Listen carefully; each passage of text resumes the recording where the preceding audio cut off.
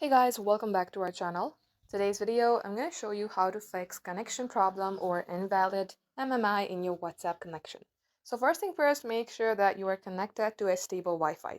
If you think your Wi-Fi is slower, go ahead, switch it to mobile data and see if this fixes your problem.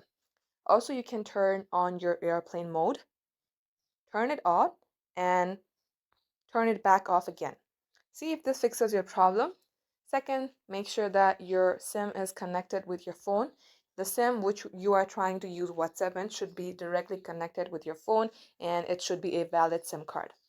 Now, third, open your settings, scroll below, select apps.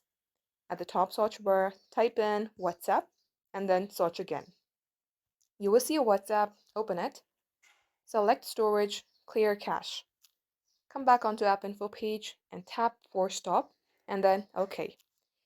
Now restart your device and see if this fixes your problem. If it's still not working, then power off your device, take off the SIM and then insert it back on again and use WhatsApp. This will fix your problem.